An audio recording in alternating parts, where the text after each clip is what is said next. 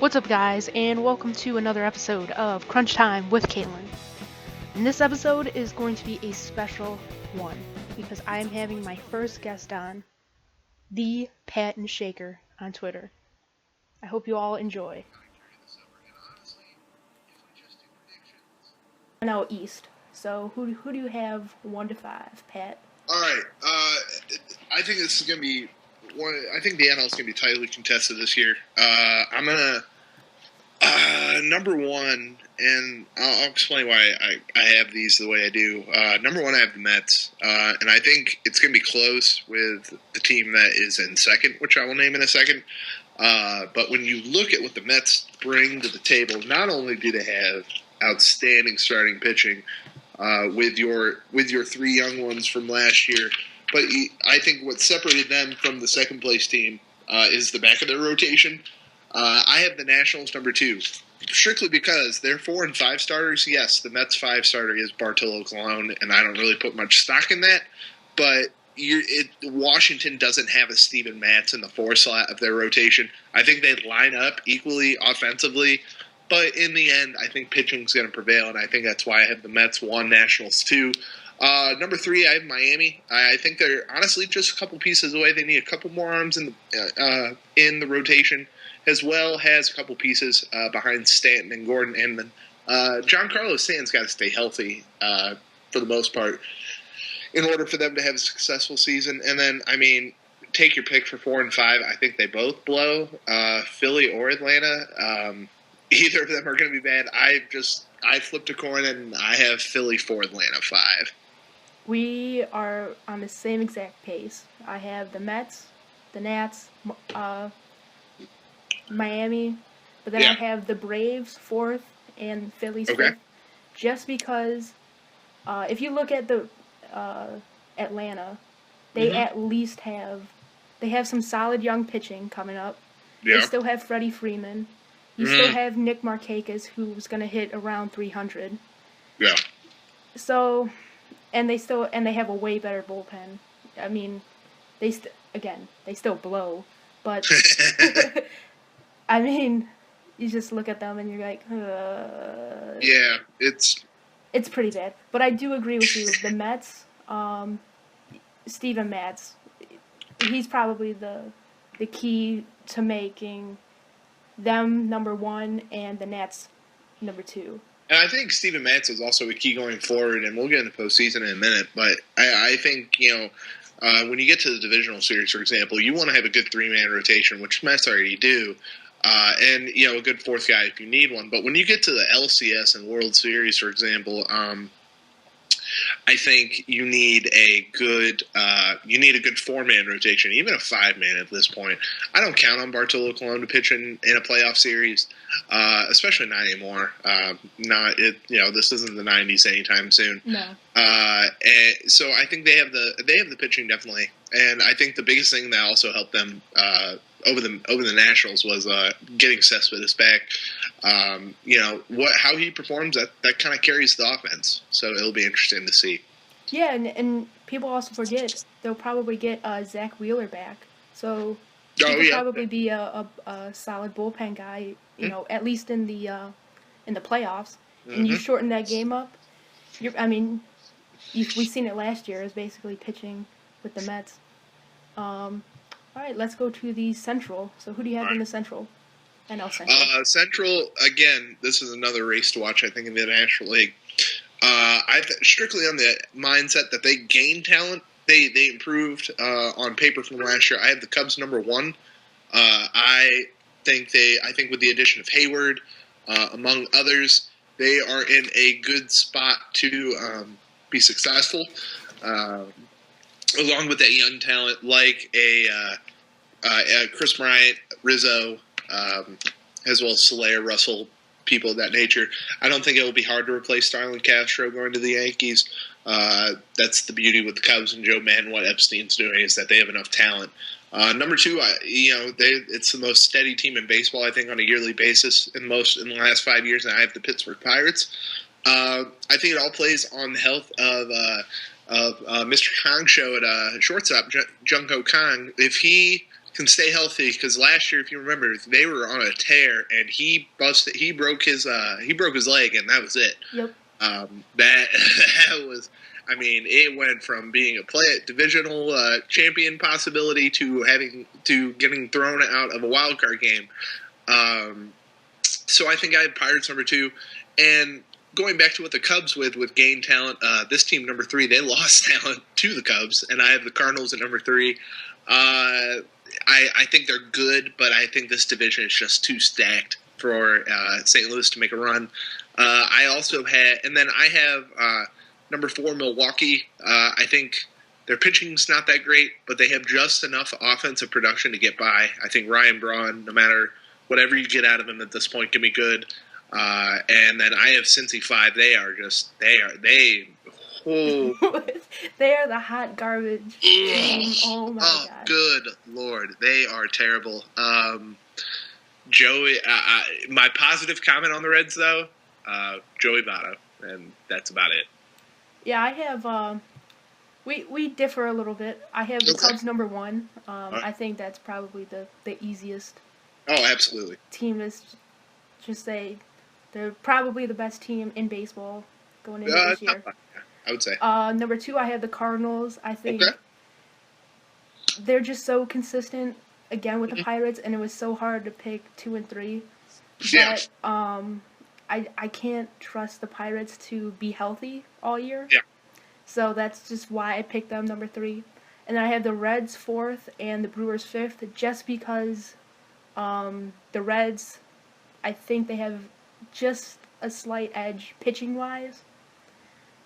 And that's about it. Okay. Speaking of dumpster fires, real quick, not to cut you off, but if you had to pick one right now, and not for building for 10 years, for this year, if you had to pick one, Ryan Braun or Joey Votto? I'm still picking Joey Votto. Ryan Braun or Jay Bruce? Ryan Braun. Okay. But anyway, it's just because of Joey Votto, and I mean, and that's about it. I do like Iglesias, and I do like Simeon, but that's about it. Yeah, I would agree. We'll get to guys who will get traded probably, but Jay Bruce is on that list. I think he'll be gone. Agreed. But just with the Brewers, I just they're gonna be hot garbage for a little bit. Well, I think the whole bottom of that Central is going to more or less be hot garbage. I think with the Brewers, honestly, when you look at it, their farm system's so depleted. It really is. And I mean, you try to fill it out with some talent, and then you get this, and they're hanging on to the hopes and dreams of pre-steroid Ryan Braun. I mean, I just think they need to overhaul that greatly. I mean, I like Segura. I think Chris Carter's a nice pickup for them from Houston. And then 2 guys, LaCroix and Braun. But, I mean, other than that, and Jimmy Nelson and Matt Garza, they're good in the rotation. But other than that, it's not much to write home about. I think they will be they won't necessarily be hot garbage, but they will be lukewarm garbage. I just can't trust a team that has Kirk Neuenhuisen as their starting center fielder. And they don't even have Segura. They traded him for Aaron Hill to the Diamondbacks. So their main 280, 290 leadoff hitter isn't even on their team. So somehow they're gonna have Scooter Gennett and Aaron Hill bat in front of Ryan Braun and LaCroix. So that's why I just picked them. I just looking at their team, I'm just they ain't about to do anything. All right, the NL West. Who do you got? I think number 1, I have San Francisco. I think they have the most balanced rotation in this division, 1 to 5, and their offensive production is really good as well. I think also not to be Juju kind of guy, but it is an even year after all. Exactly. Number 2, and this is my sleeper in this in the NL. I have Arizona. I think what they have going forward with the likes of Goldschmidt and Pollock and Yasmani Tomas and things like that, they have the tools there they're going to need, I think, another bat to be successful. Because I think this is going to be a team until they get that other bat, whether it be trade or free agency signing or things like that. They're going to rely heavily on Zach Greinke, Shelby Miller, Patrick Corbin, and pitchers of that nature. And it's we've seen before. You rely on pitching, it can only get you so far before you start to lose steam. Speaking of losing steam, number 3, I have the Dodgers. I've probably picked them to win the World Series at least the last 5 years, and I will get to that in a minute. I think they're losing steam. I think the age of this team is starting to catch up with them, and it's getting to the point. I think Corey Seager is going to be a nice piece. Nice to see what he can do as a rookie. I think they are just on the wrong track right now, and I think that it started when they got rid of Don Mattingly. I think, I love Dave Roberts just as much as the next Indians fan, or Red Sox fan, but I just think they're in a bad spot. Number 4 is San Diego. I mean, they have some good pitching. They have some good pieces, but they're not – they have average pieces. They have solid fourth-place pieces, but nothing more than that. And then number 5, Colorado – I think more fans are probably excited about the pot brownies at the stadium this year than what they might actually put out. Other than Mark Reynolds, I couldn't name you a Colorado Rocky. Nolan Arenado and DJ LeMahieu. I think that's about it I can name you for Rockies. I think they're going to be bad. I think I saw somebody tweeted. They have the lowest opening day ticket price in baseball. You can get in through this resale app. You can get into a Rockies opening day for $30. My God, $30. $30. Well, you save some money. You go get some pot brownies or something while you're there. But my God, $30 for opening day tickets. It was like $35 is the lowest opening day ticket price of all 30 teams, and that was on a resale. Obviously, if you go to the Rockies website, it's probably more, but that in of itself speaks volumes. Yeah, I mean, mine. I got the Giants number 1 basically for the same reason. It is an even year. Yeah. Their pitching is just unbelievable. I mean, you have Matt Cain at least as your 5th starter. And even if he struggles, you just move him to the bullpen. When you have your number 5 starter, your number 5 starter could easily go for 15 wins. You're doing something right. Exactly. And the credit to the Giants, they do it right every year, but they don't make splash. They're not going out and signing the Jason Haywards of the world and things like that. They're doing it with what they have, and they're showing that if they keep the foundation in place, they can be successful. Yeah, and they still have Hunter Pence. They got Brandon Belt.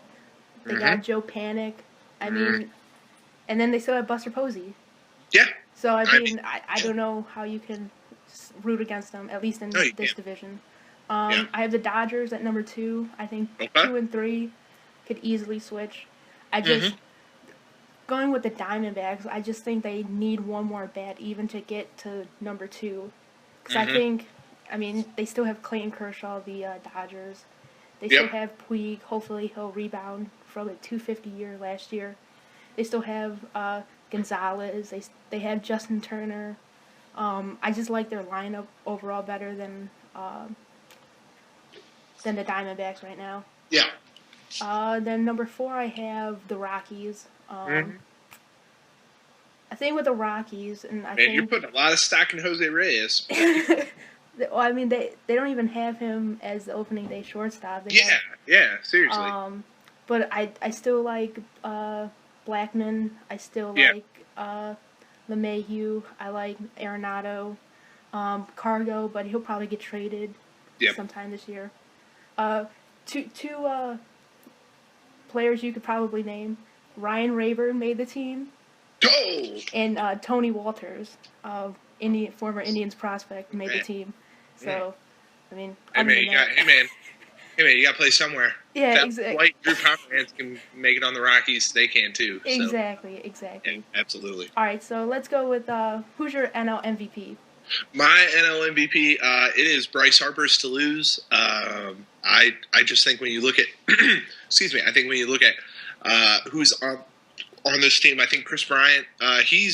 Chris Bryant's your favorite for maybe next year's MVP or 2 years from now, or I think Harper wins. It's Harper's to lose, and if not Harper, I think it's Paul Goldschmidt will be in a close second, and Stanton will be there too if he's healthy.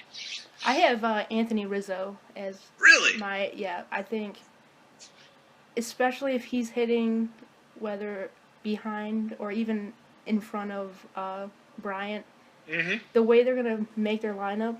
Yeah. Madden likes to hit the pitcher 8th.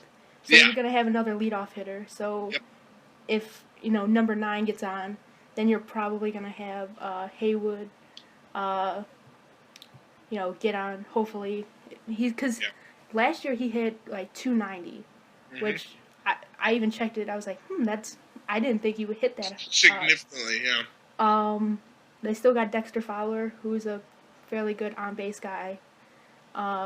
Russell, if he's hitting 9th or whatever. But I think there's going to be a lot of opportunities RBI-wise for Rizzo and Bryant. But I think what gets Rizzo is he'll probably score more runs also. And I think him being on the best team in baseball is going to help immensely. Yeah, absolutely. And the one thing going back to the Cubs that nobody talks about, does Chris Coughlin still play for the Cubs? I think he does. No, he's with the A's. That's a big loss for them, I think, because they need that. They need that. That's probably the biggest talent they lost this year, and that says something when Chris Coughlin's your biggest piece that you lost. Exactly. Because that was a big piece that they were going to need.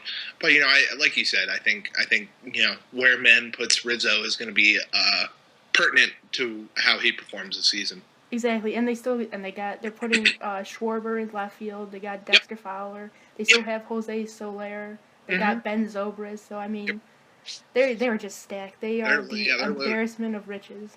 Yeah, the only thing now, and this is what's going to separate them from everyone else, is they need to be able to play like a World Series caliber team and not like the 100 plus win Mariners of 2000, whatever. No, exactly. You can get these pieces. We even saw it in Moneyball, for example, in the movie, for example, and on that in real life. You can get these pieces, you can win all these games, but in the end, it comes down to what you do in October. And I think that creates legends. And you can either be a legend or you can be a bust. And so it'll be interesting to see what they can do. All right. NL Cy Young Award. Max Scherzer. I either have him or a Jacob deGrom. I couldn't pick, but I have no Jose Fernandez. I don't know if he could stay healthy. That's my only thing. Okay. But Max Scherzer, I think. He's an easy exactly. Like I said, deGrom is probably the only. Him or Kershaw is probably the only. I think I was reading Scherzer. He's like the first pitcher in the baseball statistical era. I was reading this today. According to Game Score, which was developed by Bill James, who did the analytics and things like that. There's been 13 pitchers in MLB history who have achieved a game score of 100 or more in a 9-inning game, and he's done it twice. That says something about him. Exactly. The only person that got a higher score than him was Kerry Wood back in the 90s. But that says something about Max Scherzer and what he does, about his dominance, and that it's his to lose. I mean, it's really no contest. All right, who do you have as NL Manager of the Year?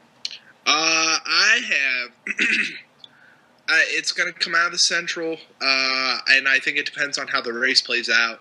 If I'm going to guess one right now, I'm going to say Joe Madden, just because I think, judging by the fact that I predicted them to win the Central, I think he's going to have that opportunity to solidify himself as one of the best in the game and to take teams, two different teams to World Series in two different leagues. I think it's Joe Madden's to lose. I think, though, if the Pirates creep in and win the Central, I think it goes to Clint Hurdle. but I think the Joe Man's the odds-on favorite. I totally agree with you. NL Rookie of the Year. Corey Seager from the Dodgers. When you kind of look at it, there's nobody really else. I think there's a lot of bill coming in for this kid, and what he's done this spring has been very, very fun to watch. I think he'll have a nice year for the Dodgers. He'll have his ups and downs, but I think he will be extremely productive. I again completely agree with you. The only guy I could see maybe Matz for the Mets if he's Would he qualify? That's what I was trying to figure out. If he does, I would. If he qualifies, he'll be in that discussion as well, I think. But I kind of qualified it on who's going to play every day, and right now it looks like Corey Seager, and I think Corey Seager, he's according to Lindy Sports, the number 1 rated prospect to watch this year in Major League Baseball. I think it'll be fun to watch with him, and he'll put on a show for the Dodger Nation. Yep, I completely agree with you. Okay, so let's see how does your NL playoff bracket kind of work out? Okay, to start, I have my wild card teams. Two of the best. It's probably the best wild card teams anyone's ever seen. I have the Nationals and the Pirates as wild cards. So I have in the divisional series, I have the Giants beating the Mets, and I have the Cubs beating the Nationals. But I think it's going to go the full 5, and I wouldn't be surprised if the Nationals came out with that. In the end, I do have the Giants prevailing over the Cubs strictly because the pitching, I think the back end of Chicago's rotation is a little bit sketchy. Like I said earlier, I think for when you're the Giants, when your number 5 starter could easily win 15 to 17 games, you're in a good spot. And we've seen with the Mets last year, pitching, you only go as far as your starting rotation will take you, and I think they have the capability to go the distance. So I have the Giants as my NL champ. We are almost exactly on the same page. Just 2 different things. I have my 1 wild card is the Cardinals, and my 2 wild card is the Nationals. Okay. And I think it's a flip of a coin, whoever wins that. But I think they ultimately lose to the Cubs, and I think the Giants over the Mets. But I have the Cubs making it to the World Series and representing the National League. Okay, all right. I'd ask you who's going to be win, but we'll do that later. Yeah, we'll get to it later. All right, the AL East. Who do you have? I have Toronto number 1. I think they have a dynamic offense. I would like to see Troy Tulowitzki kind of get that form back. He kind of slumped a little bit down the stretch. I think they have a dynamic offense. The biggest question with them though is the pitching, and they ran into that problem along with cold bats during the playoffs. Was and this goes back to what I said with the Mets. Pitching is it's only going to get you it's going to carry your team. And when you look at what the Blue Jays have, well, I pulled this up really quick. When you look at things, I mean, they're going to need a big year out of Marcus Stroman to even stay relevant. I can't count on R.A. Dickey to win 15 to 20 games.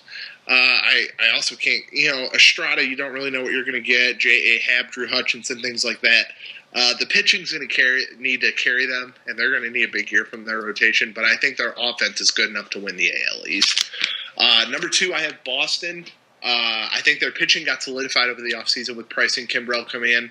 The big X factors, though, are Hanley Ramirez and Pablo Sandoval, who got benched today. Yeah, I see that. For Kent State alumni Travis Shaw, shout out, who's making $500,000 a year. So your $95 million man's getting benched for Travis Shaw, which says a lot. So, but I still think I think the offense is there, and I think the pitching's gonna be fine. I think the back end of that rotation, outside of Price and Buchholz, I think is gonna be really good. It's going to surprise some people. So I have Boston number 2. The Yankees, I have number 3. They solidified the bullpen. They're trying to go for the Royals approach with their bullpen. but you need a starting rotation to do so. And Tanaka, you got to make sure you're not sure if he's going to be healthy. You can't ever really put a full load on somebody who's coming off of Tommy John surgery. And Pineda, I think, is going to be good. And their offense is getting old, man. Let's be Yeah, I mean, it really their is. offense is getting old. I mean, you got A-Rod playing DH, hitting fifth. You got bigger problems to worry about. So I mean, they're gonna be a solid third. They're gonna have about a 500 year, I think. Number 4, I have Tampa Bay. I think they have young pitching with a lot of talented arms, but I think the lack of power hitting is gonna really ruin it for them this year. And it's going to kind of restrain them. You can't count on Evan Longoria to hit 50 home runs. And number 5, I have the Orioles. They are going to blow this year. Ubaldo Jimenez is your number 1 starter. And, I just think the O's are going to be bad. And you can't put that all on Manny Machado and Adam Jones to try and carry them. So I have the O's number 5. I have the Red Sox number 1. Okay. It's more because of the Blue Jays, and it's more because of the Blue Jays pitching. And I just don't trust I can see that. the Blue Jays pitching. Okay, I can see that. But everything else, like, I love the Blue Jays offense. Mm-hmm. But, again, unless they make a deal to get more pitching, like they did last year with Price, Yeah. again, I can't trust R.A. Dickey, and I can't trust Stroman to win you 15-plus games. And that's exactly what they're going to need, especially in this division. Yep. Number 3, the Yankees. Mm-hmm. They definitely need to get another bat, I think. Yeah. Well, they need to get a bat that's not over the age of 35. Exactly. And kind of going through, potential trades, I think Jay Bruce would be perfect. You could put him in right field. You could platoon him with Carlos Beltran. Yep. You can't trust A-Rod at, 43 years old to hit you 25 home runs. Oh, you can't. They'll be lucky to get 5. They'll be, honestly, if they got 5 home runs out of A-Rod, they'll be calling that a success. Well, they thought that was a success last year, but they got him 27 last year or something like that. Yeah, New York fans won't call it a success, but because they're New York fans, but, whatever. Fuck them. Exactly. Exactly. And then I have, let's see, who do I have? I have the Orioles at 4 and at 5th the Rays. And just because the Orioles,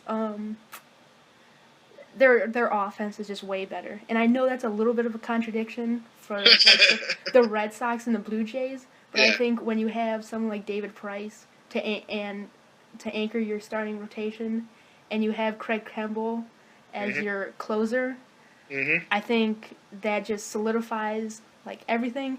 And then if you're not that top tier, I think it just goes to offense.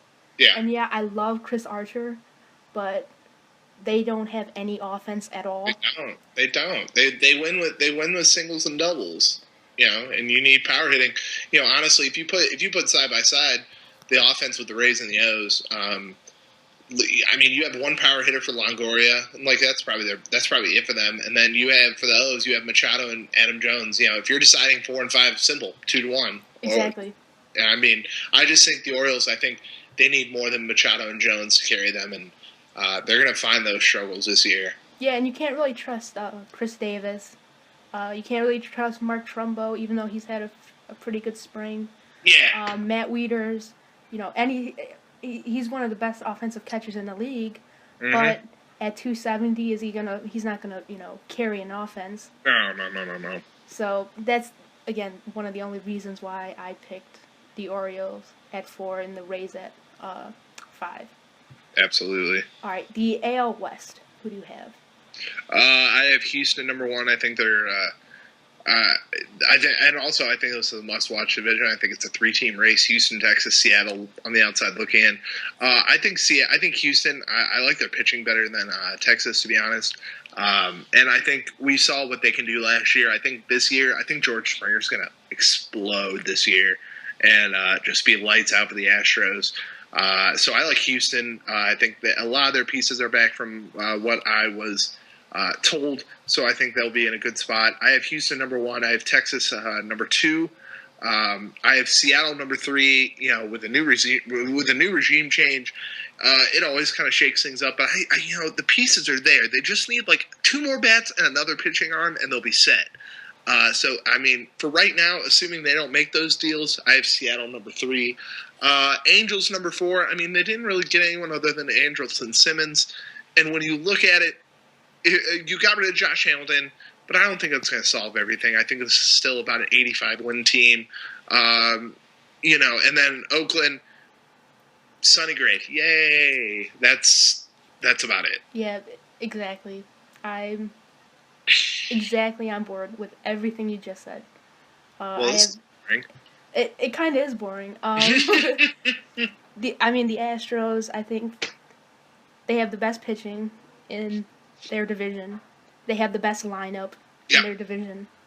The Rangers, I don't see the gap between 2 and 3 as small as I think you do. But I think the gap between 2 and 3 that I'm looking at, that's assuming, in my opinion, that's assuming Seattle, everything clicks for them. When you saw those on paper, the staff isn't lights out. Obviously Felix Hernandez is going to be everything for that team. But I like Iwakuma, Tyjon Walker. We saw can definitely bring it. Wade Miley's not as bad as you think either, and Nate Karns is going to be, Nate Karns, it's not great 4 and 5 pitching. I mean, it's not the Giants pitching, for goodness sakes. Mm-hmm. But, I think they need everyone but Felix Hernandez to be great. And so it's a tall task. I think it's a solid 500 team. I agree. Like, 500, but that's why I think the Rangers, I think they're in that 85 to 89, 90 win, if everything goes right. Yeah, absolutely. I do think that Seattle desperately needs another bat. Yeah. You can't have your right field you can't rely platooning Seth Smith and Franklin Gutierrez. Yeah, you can't rely on Seth Smith, Cano, Cruz, Seager, your 2, 3, 4, 5. Adam Lynn could be your 6, but then after that, Chris Iannetta, really? Yeah. Leonis, Martin, And then you have Marte, the rookie, who I think he'll be probably in the discussion for rookie of the year. But we'll get to that. Yeah, I think he'll be a solid 270 hitter this year. So, but to what you said though. All right, the AL Central, the one that. All right, I did win totals for these strictly because we're in Cleveland, so number 1, I have Kansas City to take a piece from Ric Flair, 16-time World Wrestling Federation champion. To be the champs, you got to beat the champs. Nobody can do it yet. I think this is a loaded team. I think this is a savage team. We'll get to that story in a minute, though. I have 95 wins for this team this year. Number 2, I have Detroit. I have the offense. I think the offense is going to be reloaded. The offense is reloaded, obviously, with Justin Upton, things like that. The pitching is the X factor. Justin Verlander, he's not going to get you 23 or 24 wins anymore. It's going to be interesting to see what Jordan Zimmerman can come in and do, and the pitching's got to stay healthy. In the end, though, I still think they win about 90 games. This might be where we get into a little disagreement here. Number 3, I have the White Sox. I think, yes, like I said with the National League videos, the pitching carries you through the postseason, but I think the Indians pitching outside of Kluber and Carrasco and Salazar at the back of the rotation scares the living heck out of me. And I think Chicago has it's about even, but I give the slight edge to Chicago on the back of the rotation pitching. And also, I think the offense is better right now with the White Sox. I think they're going to be able to get off to a better start. So I have the White Sox in a close third. I have the Indians in fourth. I have the White Sox, by the way, winning 85 games. Excuse me. And I have the Indians about 500, about 82 wins. And then I have Minnesota in fifth. They got a lot of young pieces. They're going to be fun to watch this year with Byung-Ho Park, Byron Buxton, the former top prospect, as well as Sano is going to be coming up as well. They have a lot of young talent. It's going to be a fun team to watch, but they're not here yet. They're about 70, 75 win team right now. I I agree with you on the Royals. Mm-hmm. I agree with you on the Tigers. Now, Okay. basically 2 to 4 can easily be swapped. I think there's probably, I think like you just said, there's probably 5 to 6 wins just between them, and I think that's what either gets you the second wild card Yeah. or the 4th spot in the division. Okay. Um, I think what exactly do you think could lead Detroit to not finish second? Because when you put that offense on paper, compared, I mean, you still have Miguel Cabrera. You know, you have all these pieces coming back. They're healthy. And then you add Justin Upton. It's hard not to put that offense in the number 2 slot. It's hard. It is hard, but can I trust Miguel Cabrera to stay healthy? Can I trust Victor Martinez to give you 280? And that's why you bring Justin Upton in, though. Yeah, but can I trust Justin Upton? Also, like I think he's going to flourish. To be perfectly honest, I think he's going to, and I think he's going to come in like what Cespedes did for his year in Detroit. I think he's going to come in and flourish. I think he's going to be coming in and be a serviceable piece. I think what they bring in offense, especially with like Jose Iglesias, things like that, it's hard to put that offense ahead of Chicago or Cleveland.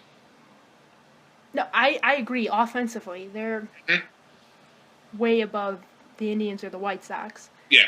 But I cannot trust Victor Martinez. I don't know if I could trust Justin Upton. I don't know if I could trust Castellanos. And I don't know if I could trust Mike Pelfrey, Green, Norris, if he gets in. He'll probably be their 5th starter eventually. Yeah. I don't want to get screwed over like I did last year and thinking that the Tigers were this unbeatable team. Yeah. And, I mean, in their bullpen, they still have some question marks. They did get Rodriguez. Be healthy. But I would agree with that. Other than that, do you trust Lowe? Do you trust Wilson? It's kind of hard to... I thought that's kind of the $1 million question. I like Mark Lowe. What he brought to the table last year. When you look at, I think Mark Lowe, he's going to be a solid middle reliever kind of situation. When you also look at some of these other guys, the other guy you brought up, the name's already escaping me. Wilson? Or Hardy? Yes, Wilson. Thank you. I think last year, he showed last year in New York he can. He's a young arm that I think can contribute in that bullpen. 5-0 last year in New York with an ERA of 3, appearing in 74 games. I think you can show. It shows that he can produce. But the question is, like I brought up with my reasoning for them not putting them ahead of the Royals is, the pitching's got to stay healthy. I think if the pitching can stay healthy, I think they're a solid 90-win team. Do you also agree? I know this will be kind of giving away your prediction, but the second place division or second place in the AL Central gets one of the wild cards. Yes. Okay, I agree with you. I think whoever's at number 2 is gonna get it, whether it's the Indians, the White Sox, or the Tigers. The Indians, we'll get to more of the Indian stuff later, but I think. Once you add up all their little pieces, and this may be the Indians homer in me, they low-key have a solid lineup. And again, you're banking on Lindor hitting 280. You're banking on Napoli not playing like he did in Boston last year with his, 200 average, 220 average. You're also banking on Napoli being able to play every day. That is also true. That body's not getting much younger, to be honest. And he was quoted at a press conference, I think, saying the reason he came to Cleveland was the idea of playing every day. Homeboy, I don't think that's going to happen. And there's an X factor on that team that you're going to need production out of because, let's be real, Napoli's not going to play every day. But we'll get to that later. Exactly. We'll get to all that later. The White Sox, I love Chris Sale. I love Austin Jackson. I was hoping the Indians were going to sign him, but I like the idea, again, going back to the Indians, going with Naquin. But with the White Sox, I just their back end of the rotation is still a little bit questionable. Mm-hmm. They still don't have, other than Robinson, their closer. Mm-hmm. Their bullpen is still a little suspect. But Mm-hmm. again, if everything clicks with them, again, like I keep saying, 2 to 4 could easily be changed either way. Yeah, I have 2 to 4, a 9-win difference. Exactly. You know, I mean, like, right now, separate you. I have the Tigers at 2, the Indians at 3, and the White Sox at 4, and then the Twins at 5. And it's not because, again, I think there'll be a fun team to watch, but their rotation, I just can't trust them. Bad. It really is. You got Hughes. Nolasco ain't no number 1 starter. God, they gave him what, $60 million for years? They gave him $59 million too many, but that's beyond the point. That is beyond the point. Hey man, you know you got get money and make money. So congrats to him, but keep getting them checks. Yeah. All right, AL MVP. I think it's Trout's to lose. I think Correa is going to give him a run for his money. If Correa has a big year, if Trout falls on a slump this year, I don't think it's really that good of an Angels team. If he can't carry them this year, I think it's Correa. But I think in the end, he is the 5-tool star for years to come. I still think it's Trout. I completely agree. Trout, maybe Batista, maybe Donaldson. But I think Donaldson, between the 2 Blue Jays, I think Donaldson has a better shot personally. I think what his production, what he was able to do last year, I think kind of outshined all of that. And I think the biggest thing, unless I've been hiding under a rock, have they come to a new contract for Batista yet or no? No, not yet. Okay, not what I've seen. People always say that doesn't hang over you, but let's be real. Timeout. It does. So I think Donaldson has a better chance than Batista personally, but yeah, like you said, it's Trout's to lose. If Correa goes off on some record-breaking tear, I think he would win, but in the end, it's still Trout. All right, AL Cy Young Award. This is questionable because I could easily be a homer and just pick any of the Indians, assuming they have a good year.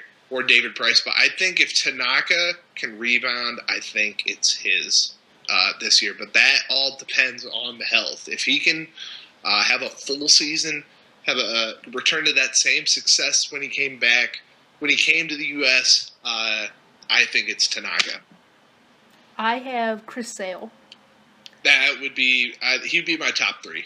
I think he's fantastic. Yeah. 200 strikeouts, and I think it was when he came in third, he had over 200 strikeouts in 180 innings, if that. Yep. I mean, that's just unbelievable. Oh yeah. That's why 2 to 4 in the Central can easily swap with me. AL Rookie of the Year. This I think. It could go a lot of different ways, to be honest, because a lot of these stars that came out of the American League, a lot of them came up, to the just early enough to be not considered for last year's Rookie of the Year. The guy, I think he's gonna have a big year. I think Joey Gallo from the Rangers. I really like what he brings up to the table. I think he's a good power hitter.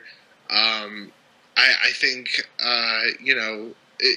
he strikes out about more than 46% of the time, which he'll need to adjust. But I think he's the odds-on favorite right now. I like him. I like Buxton. I do too. For the Twins, I think between them, Buxton will play the most. Yes, I would agree. So I think that's why he's an everyday center fielder. I think that's one of the only reasons why I put him as my AL Rookie of the Year. Just because he's going to get the at-bats, he's going to get the games. The Twins aren't trying to win this year, really. Yeah. But the Rangers are. Yeah. And that's exactly why if Gallo struggles, they're not going to keep him in. Yeah. So that's literally the only reasons why I can buy that. Manager of the year, AL manager. John Gibbons. I think and I think it will be a toss up between Kansas City and whoever wins the AL East. But in the end, I do think Toronto wins the AL East, so therefore I do think John Gibbons, with the talent they have on offense, and assuming that the pitching does carry for the Blue Jays and they're able to take the AL East, I think that'll speak volumes about what he's able to do in Minnesota. Toronto. Where did I get Minnesota from? So I do think John Gibbons from Toronto will be manager of the year. I have John Farrell. Okay. I think, like I had in my predictions, the Red Sox are going to win the AL East.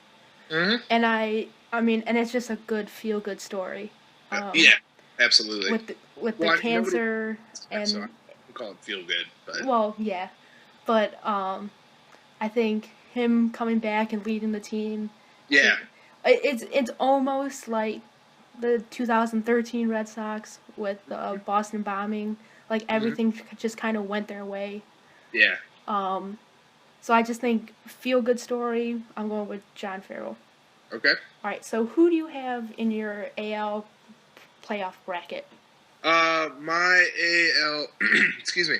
My AL bracket, I have Kansas City obviously being the best team, and I have them. I have them with the second best record in the American League. I think Toronto has the best record this year with their offense. So I have Toronto playing the winner of the wild card game, which will be Detroit, which I have Toronto advancing.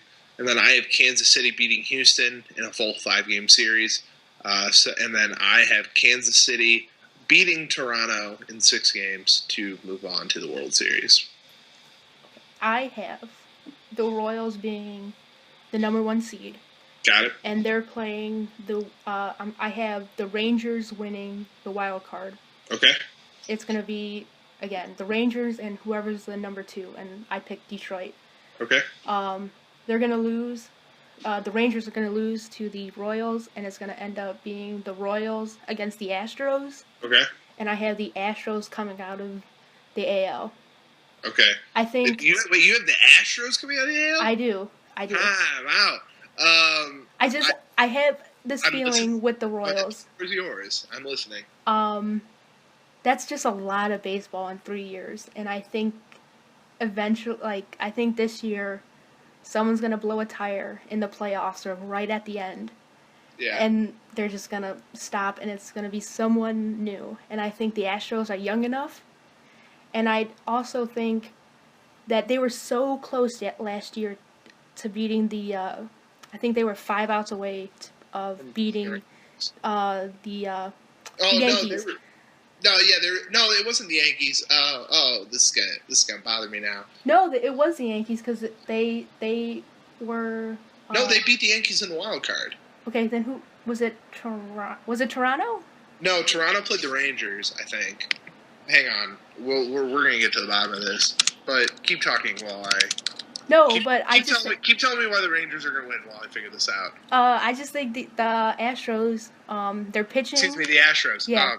Oh, I'm a mess. No, it's cool. The Astros, they're pitching. I think I love their lineup.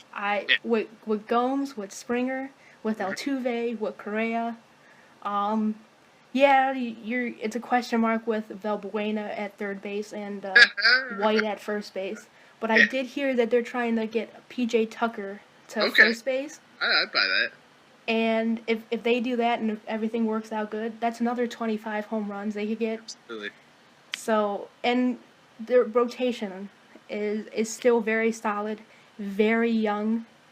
Their bullpen, getting Giles from Philadelphia, was a friggin' steal.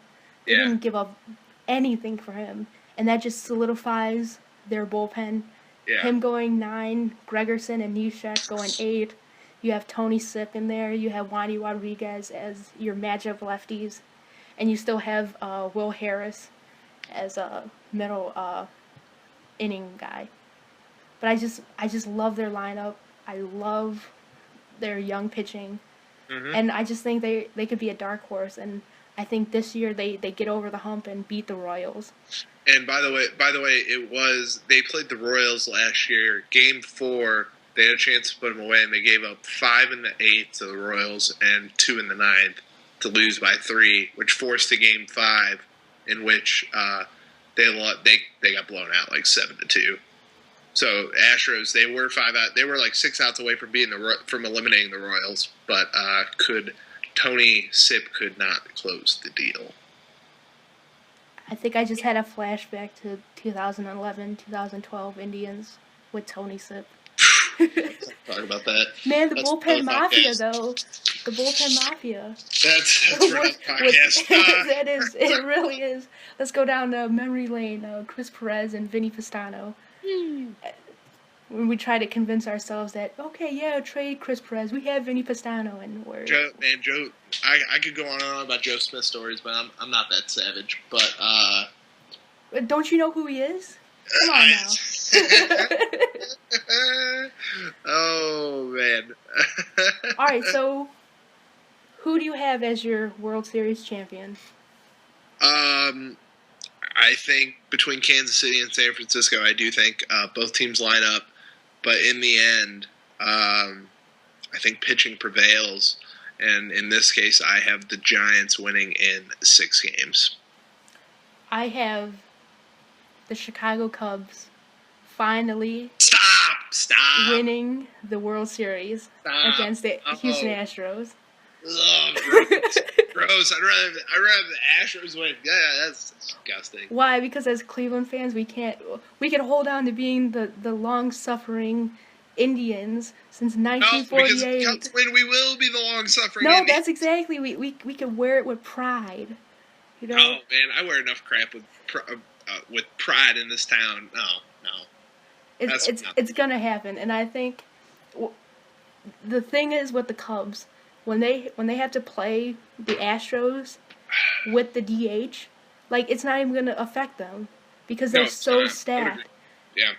What are they gonna do? They're gonna put one of their outfielders. They're gonna put Kyle Schwarber as their DH, and then still that's have. What they did last year. They made Schwarber DH. Exactly. They put Solera. I believe it was Solera. They put out in the outfield. I mean, you can go either way with them. I'm a firm believer in.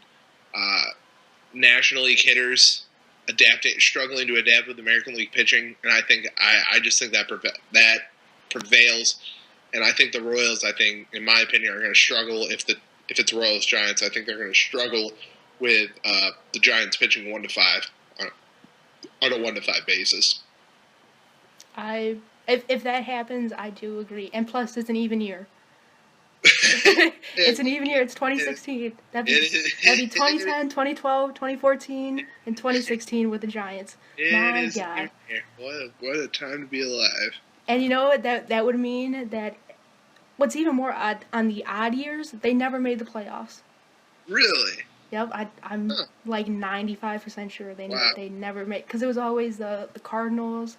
It was always the Pirates I think it was one year Pirates in Cincinnati as the wild card. Yeah. It was the Cubs the last year. The Dodgers. The Dodgers like every year. Exactly. So, all right. So let's rewind with our predictions and let's just do some fun, MLB superlatives. I didn't prepare for this, so we're just gonna kind of wing this. So. All right. Give me what you got. All right. Who are the player or players most likely to be traded? I got a list for you. Yeah. Yeah, I got you on that one. I came up with 5. Well, I came up with about 8 batters and about 2 pitchers. I think Votto or Bruce, one of those two, is going to get traded. I think out of Cincinnati this year. Before everything is said and done, I think Ryan Braun is on the block. I think Jonathan LaCroix is on the block. It wouldn't be a trade deadline talk without putting Ryan Howard on the block. Joe Mauer as well from Minnesota. Sticking with batting, I think Josh Reddick, Brett Lowry, and Logan Morrison, I think, are 3 other names to watch. I think for those 3, it's going to come down to teams that are in contention but need one more bat. They're going to try to add one of those 3. or even Votto or Bruce in this case, or Braun, try to add a bat to contend and ship off some prospects. And then I think the Twins pitching rotation could get gutted. There's going to be teams looking for number 4 and number 5 starters with Ricky Nolasco. I think if you trade Nolasco, you're going to need the Twins to pick up a hefty portion of that check. And Tommy Milone, I think somebody else, if it teams in a 4 or 5 starter, will be somebody to watch. I agree with you with a lot of those names. I agree. Jay Bruce, there was already rumors he was going to get traded. Oh yeah. Jonathan LaCroix, I think he's probably the number 1 guy because getting catching in the American League it's really difficult. It is so difficult. Yeah. That's why Joe Mauer was so good for so many years. That's why the Indians put up with Carlos Santana hitting 240, but because he would hit 25 home runs and walk 100 times. That was a plus at catcher. That's why Matt Wieters got a fairly big contract. Yeah. So him, guys like again Logan Morrison. God, I had a guy. Can't. Going to the Minnesota Twins rotation, Phil Hughes. Yeah. I agree with Ricky Nolasco. Maybe Santana, depending on, how everything works out with them. Perkins, I could see maybe getting traded. I know he's the hometown boy. Yeah, I could see that. Or Trevor Plouffe. There's definitely a few guys. Adam Lind, depending on how Seattle. Yeah, their year goes. Going back with the AL West, I think if Seattle doesn't contend, I think they're going to start shopping. They're unloading, excuse me, and I mean they won't unload Cano for maybe 5-6 more years. But guys like Nelson Cruz, things like that. If the price is right, they will unload. I do have a good feeling that Jed Lowry will get traded back to either the Red Sox or the Astros because it seems like he's been circling those few teams the last 5 years. He was with Oakland, and then he went back to Houston. And then he was in Houston, then he signed with Oakland just to get traded back. So, interesting for depending with Oakland, Rich Hill could be an intriguing guy a team would go get because apparently he's back to being a starter now. And if you get a left-handed starting pitcher for the playoff run, that's definitely has to be intriguing for a lot of those teams. Absolutely. Nick Markakis with the Braves. He's been a career 280 hitter. I don't see the Braves trading someone like Freeman just because you need to have someone as your face of your franchise. Mm-hmm. So, I mean, there's so many guys we can name off, but there's just way too many. Team most likely to make a late season playoff push. I pulled out 2 from each league.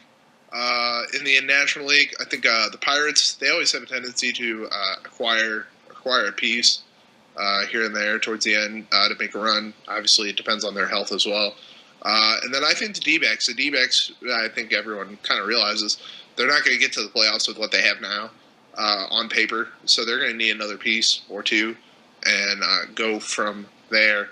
Then in the American League, I think Texas and the Yankees are probably the 2 biggest. Texas, obviously, you saw last year when I got Cole Hamels. That put them over the top, along with their miracle winning streak that happened.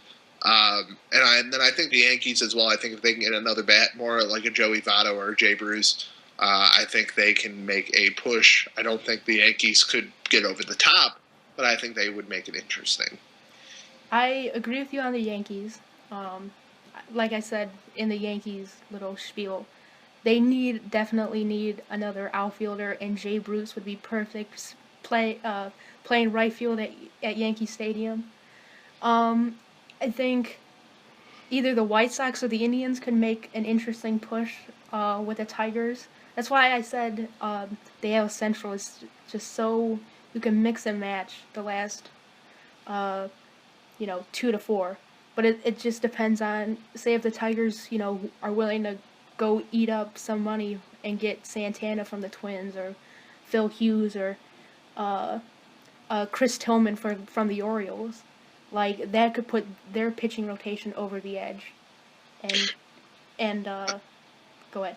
Another name I think could be traded, Beltre from the Rangers. So I think if the Rangers kind of flop, kind of burn out a little bit, I wouldn't be surprised to see Beltre. That's just another name that popped up in my mind. I don't see them falling too far. Yeah, to make a trade for him, but I could definitely see, that. I could see going back to guys who might get traded. Ross from the Padres. Yeah. He's definitely Matt Kemp. Remember a few years ago when the Indians were rumored with Matt Kemp and everyone was so enamored with him. I think anyone with the Rockies, Cargo. I don't think Arenado, but no, that's an all-star with that team. Same with LeMahieu. Yeah. Those are two all-stars. I think they're locked up for the future of that team. Well, whatever the future is. The future of just hitting home runs and getting some pot brownies. Yeah. So. All right. As we digress, team most likely to make a giant step forward, like the Astros. Nobody really thought last year the Astros were going to be a 500 team, and maybe this year was going to be their late playoff push. Yeah. I'm going to give you one that's kind of a cop-out answer because everyone kind of expects it. Boston. I think, after what happened to them last year, you can't get worse. No, really, you can't get worse. You really can't get worse. And that's like the easy answer. The answer that I think is going to stick out a little bit, and it depends on their health. And I had a hard time picking between this team and the Diamondbacks, is the Miami Marlins. I think they have the right pieces in place in the managerial front. Their GM's still a goof. Their owner is still a D. Don Mattingly, I have like the biggest man crush on his managerial style, what he brings to that ball club, and I think health is going to be the biggest proponent of that team. If you can get Stanton not to have some freak injury, getting hit in the eye, breaking an orbital bone, or anything like that, and I think if they go out and get a piece, I think they're going to surprise a lot of people this year. And I really like Jose Fernandez if he can stay healthy. So I have Miami as one of my most improved with Boston. I have Miami, definitely. I have the Diamondbacks, and honestly, that's about it, because as we kind of put it, it's basically the same few teams every year. The Mets, the Cubs, the Giants for the National League. The Royals have been one of the most consistent teams. The Red Sox, obviously, were they in last place last year? Going last to first place this year? I definitely see something like that. Yeah. But maybe it is a little bit of a cop-out answer to pick the Red Sox just because they spend so much money and they're okay eating up a 5-year, $95 million contract for Pablo Sandoval. But no, Pablo is fine with eating it. That is beyond the point. Time out. That's beyond the point. But, when you look at Boston, we've seen them pay these big contracts and they've flopped. Carl Crawford did nothing for you. And when he signed with Boston, I was dancing in circles. I hate Boston. I was dancing in circles. I thought that was the greatest move the Red Sox could have made. And that flopped in front of their faces. So, you can pay this money, pay all this money, but in the end, you got to show it on the field. And that's why I think if the Red Sox can at least get out of last place, they will already be, if the Red Sox don't win in the division or make the wild card, I think it's a bust with how much money they spend. So the pressure's on them to produce. I think John Farrell will get the most out of them. I wholeheartedly agree. Yeah.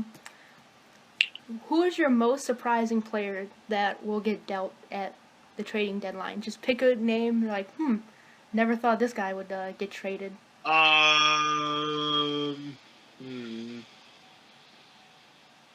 Oh dear. I have mine. I think it's Freddie Freeman for the Braves. I think just because, yeah, they're going to be terrible, Yeah. but you definitely need some type of hope and some type of face of the franchise. Even Joe Mauer, just guys like that who's been. Well, I think Joe Mauer. It's like watching Kobe play. It's just sad. It's like watching Kobe play. It's like, man, I remember when you used to be good, and now you can't even play every day. So I wouldn't be surprised if Joe Mauer got traded. I'm just literally picking a name out of a hat, and I'm sure you can't do this legally, but I think I wouldn't be surprised if Jose. I would not be surprised /would if Jose Reyes got traded.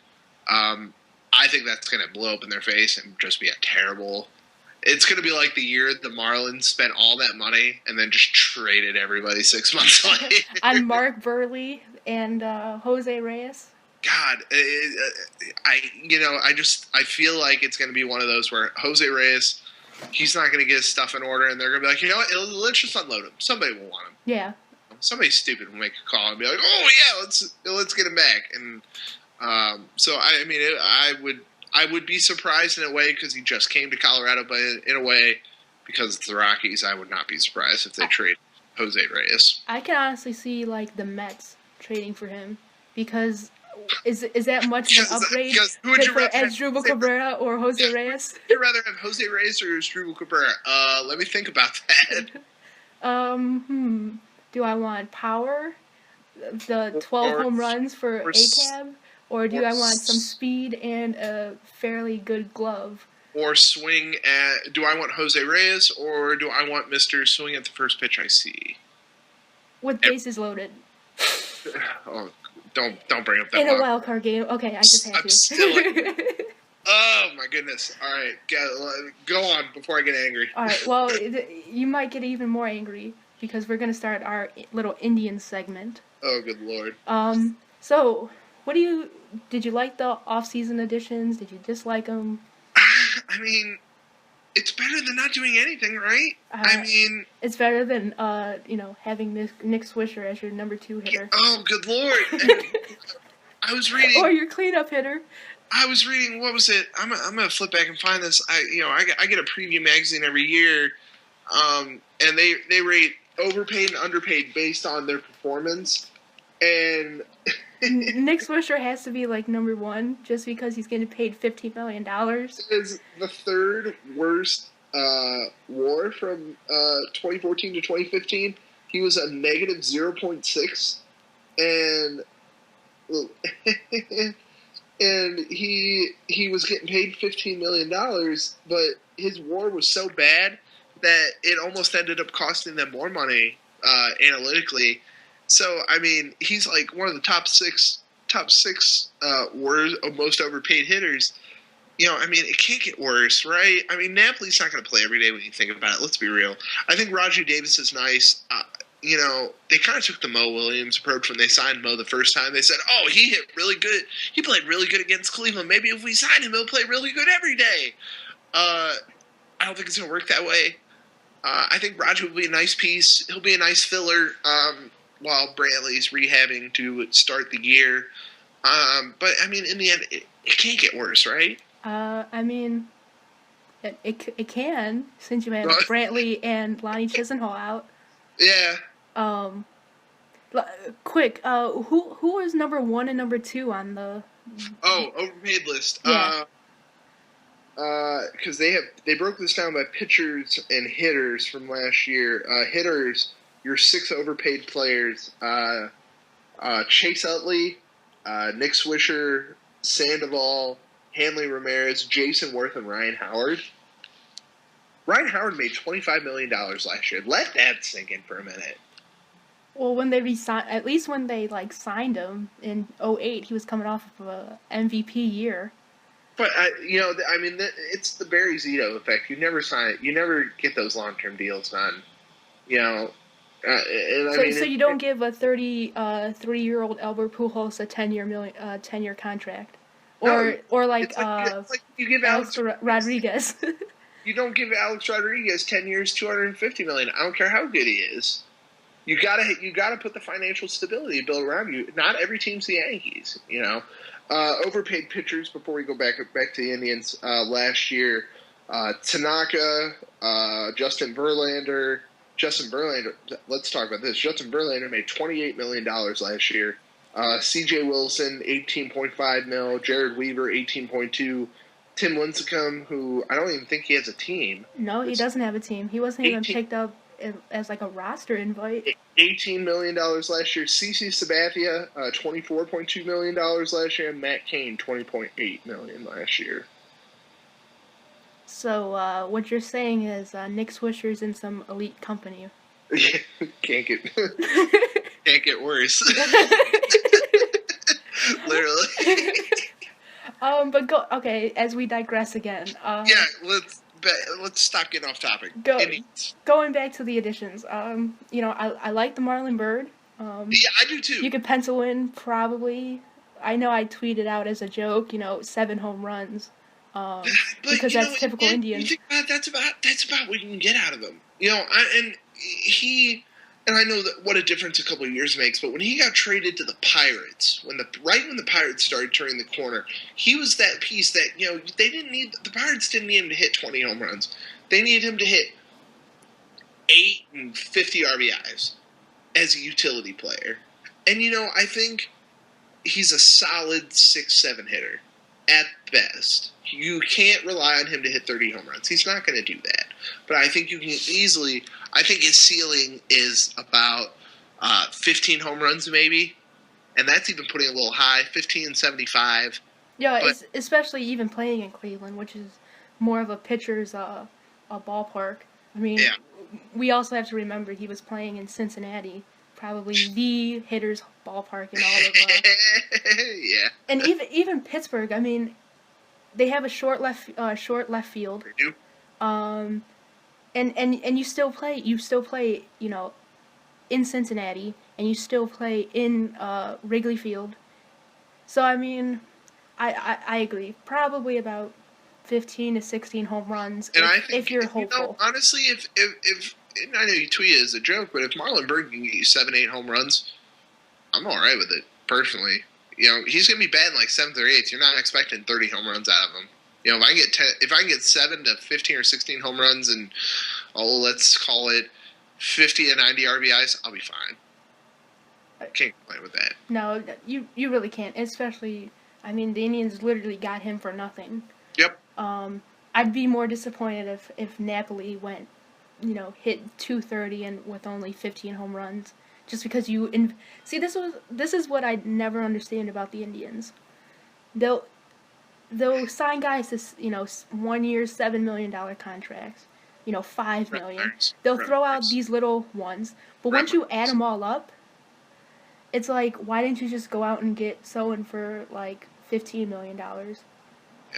I mean, I know the last time they did that was again Nick Swisher and Michael Bourne.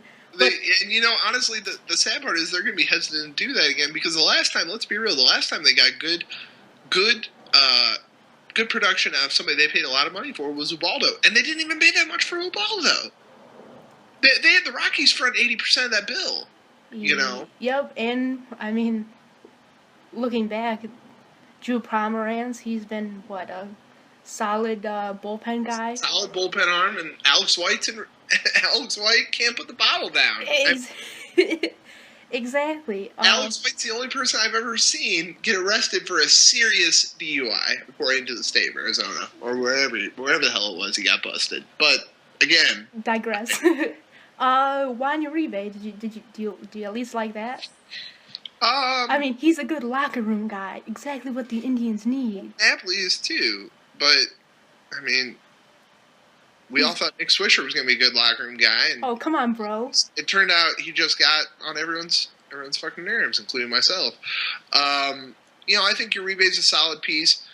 And for the record, I'm not against the signings, but I just, they're just kind of like they're signings. You got to be able to see what they do, and be able to see what comes out of them. Uribe, I mean, I like him better than I think Urshela is still really green, and I think they made the right call sending Gio down to Columbus. I think Uribe, I think he's a little more proven than what you have at third base. And honestly, especially, well, never mind. I'm thinking of past years when we tried Lonnie at third base. Or Carlos Santana. Cough. I never watched an opening game with more bated breath than what Carlos Santana's first game at third base. All right, quick. Since we're on the Indians, yes. What was worse, Carlos Santana playing third base or Luis Valbuena playing left field? Neither. Andy Marte playing third base. What did he have? I think he has the Indians record with 3 or 4 errors in one inning. The best was the one game. Andy Marte. Man, Indians people are just probably ripping their hair out right now, but I don't care. It's their choice for listening. Andy Marte. I still remember the game where Andy Marte saw Paul coming at him. He goes full Little League and just throws his up to try to knock it down. I was like, Andy Marte, ladies and gentlemen, that is your top prospect. Oh, good Lord. And I think, let me check this right quick. Andy Marte. I think he was in the 3-team trade when we traded Coco Crisp to the... Boston? To Boston, yep. We traded Guillermo Mota and Kelly... traded Guillermo Mota. Oh, no, he came to Cleveland with Guillermo Mota and Kelly Shavik. I like Shavik. And we traded Coco Crisp, Josh Bard, and David Risky. In 06. Was Victor Martinez a separate deal? Yeah. That was the Justin Masterson. Yes. Nick Hagedorn. And we're laughing for the same reason, but it's not our story, so yeah, we are. We can't really say it. But yeah, and I think who is it? Brian Price. I think that was the 3 players we got in that deal. Now the manager of the Reds. Well, I think they have the same name, but I think Brian Price was a younger. I think he made it up to AAA. I'm fairly sure. Anywho, what's next? Shout out to Masterson, man. He oh, never mind. Nope, he's still a free agent. Never mind. He should have took that deal with the Indians. God, he should have. Just think of that. We would have had 5 years of Justin Masterson. And 3 of them would have been good. Yeah, because it was odd years. Just like the Giants. Oh my God. Well, if you're still listening, we really appreciate you still in there. They're not listening. It's probably the same 2 people. It's probably Andy and someone else. All right. So Bauer to the pen. What do you think of that? It can't hurt him. Well, I mean, it could, but I think the odds of that happening are very unlikely. I was talking to somebody the other day about this. Based off the spring he had, and I know you take spring stats with a grain of salt, I think it means a lot. I think it says something about him either in the clubhouse or the way he handles himself in practice that he chose to send him to the pen. And I think it's also a psychological issue. Bauer, he's not as okay. So the comparison I'm gonna make, it's a little out there. It's a little out there, but and you might be too young to remember this, but every time Jarrett Wright took the hill, you had fans had a panic attack if you could get out of the first inning. Wait. The Jarrett Wright that John Hart didn't want to trade for who is it, Randy Johnson or Pedro Martinez? But keep in mind, Jarrett Wright, he's the only prospect in the last 5-10 years that went straight from AA to the major league level. And if you go back and watch some of those 97 World Series tapes, he was really dominant. But that's beyond the point. Later on, though, it got to the point where has Jarrett Wright matured, Indians fans as a whole, you had a panic attack every time he was on the hill in the first inning because you didn't know if he was going to give up 8 runs. I think I think that's Bauer's psyche. Bauer lets the little things get to him sometimes, whether it be Twitter people or things like that. Bauer, get off Twitter. Do us all a favor. Just turn your Twitter off. Stop picking fights with little people. You make yourself look like a damn fool. Stop. Just worry about yourself. And with Bauer, I think it's a psyche issue. I think they want to try to get his mind right when he's going out for, whether it be 2 innings, 3 innings. I think it's nice having an additional starter in the pen. You can go for 5, 6 innings, if your starter gets shelled. I think they need to get his psyche going. I think he makes the rotation eventually. Because, when you think about it, last year for the Indians, what they have, 12 different guys appeared as the starter last year? I think I heard on the radio today they had 11 different starting pitchers last year. Yeah. So I think he gets there eventually. I just think right now, I think it's a psyche issue. I think if he can the quicker he overcomes that, I think if he overcomes that pretty quickly and gets his control down, for the love of God, he can't lead the American League in walks anymore. And the other thing about Bauer, real quick story, he's the only pitcher I know that can have a no-hitter through 7 innings, but be over 100 pitches. What I remember that game. Because he walked 6 guys. And struck out 8. I was sitting there with my old man. He and I, he coached me in baseball. We would watch baseball games, and I'm sitting there going, oh, you got to leave me. He's got no hitter. I was like, he's throwing 100 fucking pitches. And it was the first start. It was the 3rd game of the year against Houston. Yeah, that's the one I'm thinking of. And his strike zone's as big as a house. He's got to work on the control, and I think he's got to get his mind right for the early innings. Because, when you look at Trevor Bauer, once he gets those early innings under control, you can't stop him. And it's only 1 inning that just really tears him apart. Oh, I think not only 1 inning, I think it's 1 bad play. 1 bad play, or if the ump doesn't give him a strike call, it starts to eat at him. And you can even tell on the field, he's got to work on his mental makeup. I think that's the biggest thing you can improve with Trevor Bauer. So, overall right now, just take it as it is, kid. Stop fighting with people on Twitter, and I think you'll be fine. And I think, especially him just going to the bullpen, since I don't think he has any more options left. I don't think he does. And the only guy who has an option is Anderson. But I think he pitched way too well to not give him, at least like they did, a spot in the rotation to start out the year. Yeah. Same thing with Naquin. I think guys like that, you need. I would even say Urshela, but since you have Juan Uribe, he's just better off staying in the minor leagues for now. Yeah. But you have to. Too green. Have to reward good behavior, and I think I read somewhere with Naquin, he'll be the first rookie with 0 experience to make the opening day club.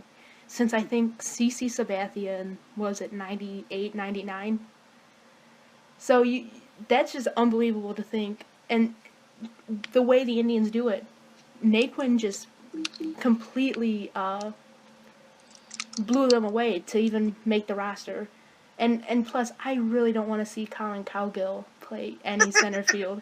Him and his career .238 batting average. Which he's actually hit under 200 twice in his career, which just please don't. But going back to Bauer, real quick, Sabathia, the year you're thinking of was 2001. He was the youngest player in the majors. Why did I think? Oh, I'm thinking Bartolo Colon. He was drafted. Drafted in '98. He was drafted in '98. But 2001, he was called up as the youngest player in the majors. I think I'm thinking of Bartolo Colon for some reason. You might be. But going back to Bauer, he's not going to be in the bullpen for long. I don't think so either. You can't trust Josh Tomlin to give you. It's the same thing with Josh Tomlin. It seems like he always has 1 bad inning, or he'll give up 4 solo home runs. Yeah. In 6 innings, it's like, well, yeah, it's 1 bad pitch, but 4 bad pitches too many, especially with this lineup and especially early on. Yeah. Which I think why they went with Tomlin at least as the veteran, because he's 30 years old, and to think he was brought up in 2010 or 2011. It's just I totally forgot that he was that old. And again, trying to go back to Bauer, he'll be in the rotation sometime this year. Yeah. I just hope that this doesn't mess with him psychologically because he's so frail, it seems like. Yeah. The other shoe's going to drop in Tomlin, I think. Oh, yeah. And I think that's going to lead to Bauer possibly being the number 4 and moving Anderson down to 5 or vice versa. And I mean, that doesn't mean Tomlin's a bad pitcher. It's just, okay, just give him 1 inning and just, put it all on the line. Same thing with Zach McAllister the last few years. They finally put him in the bullpen. And especially since you only have 1 pitch. He's always been good the first time through lineups.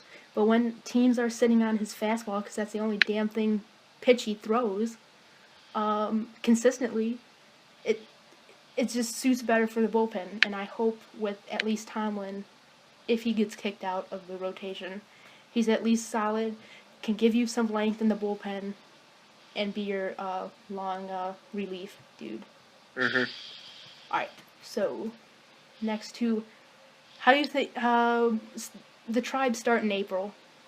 I really don't know how to. It's vital, and I with we don't talk about it just because I'm gonna give you their April schedule real quick, and I'm even gonna go into May with this. Their April schedule, it's vital, to be perfectly honest.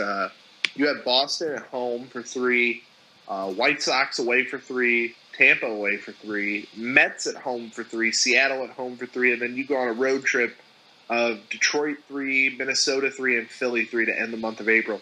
You got to play Boston, White Sox, Mets, Seattle, and Detroit in that stretch. You have to come out with a hot start. Yeah, you don't even have to be a hot start, like beating everybody and going like what.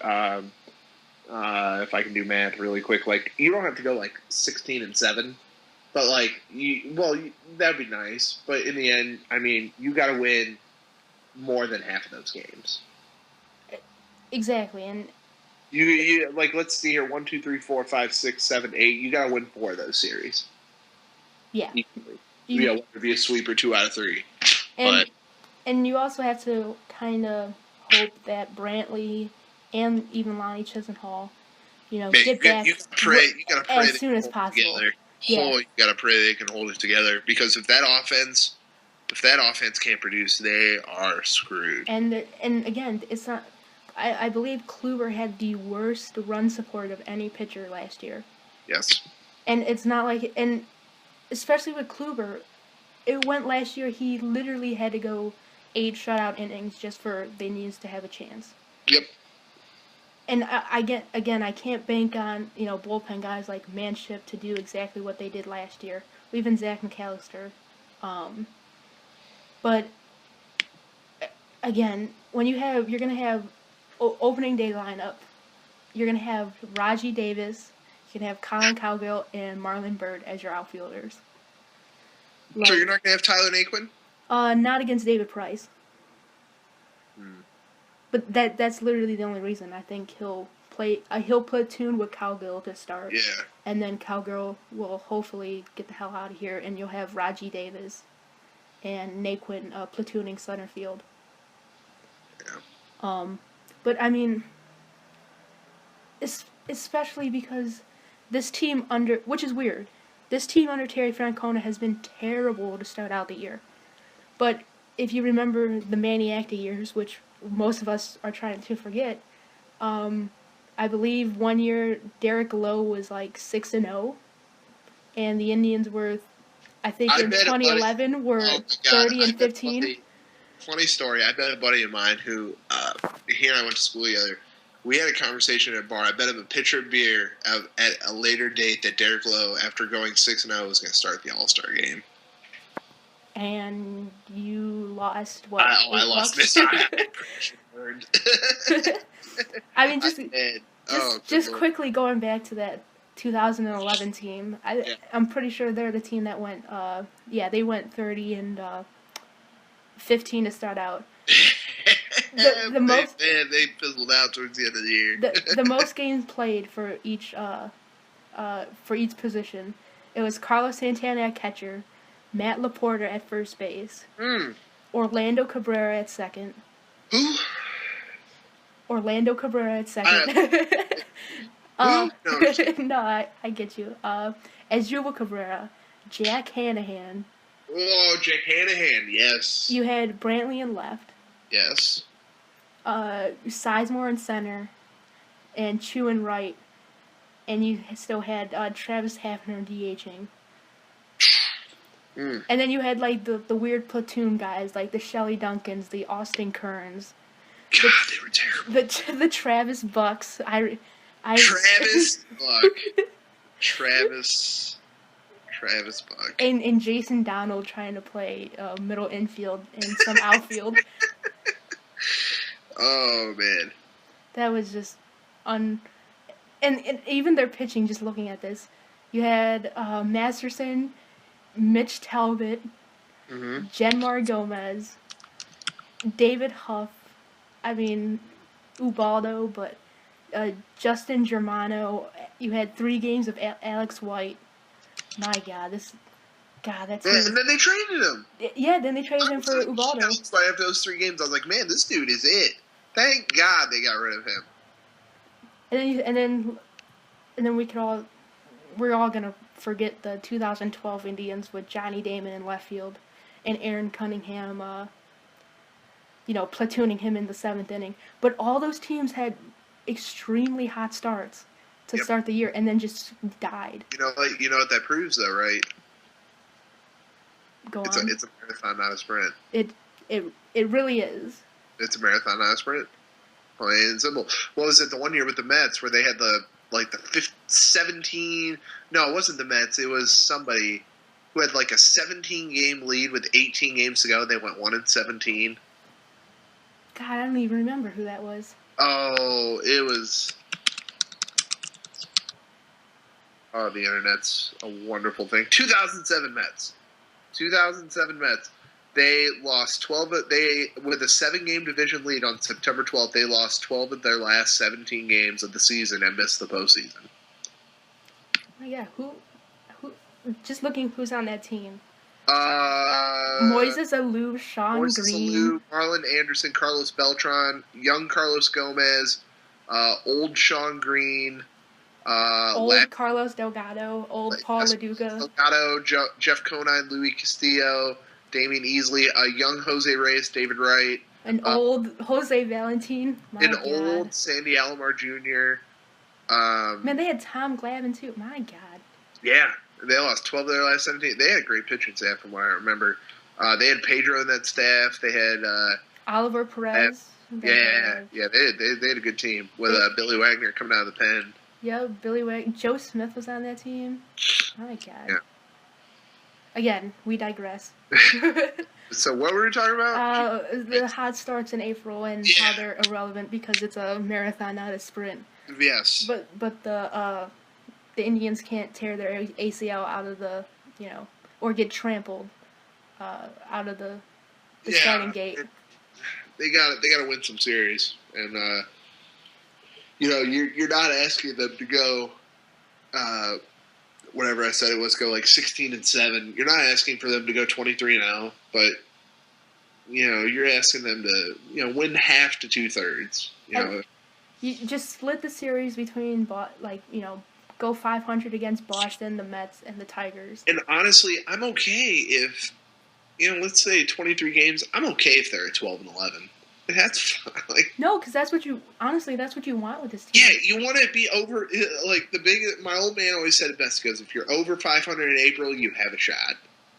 Because in August they're playing the Twins, they're gonna struggle. You're playing the Yankees, who they could be up and down depending on where they're at. You're playing the Angels. You're playing the Athletics, and you're playing the Twins just in August. Look at June, for example. May, for example. Excuse me, May.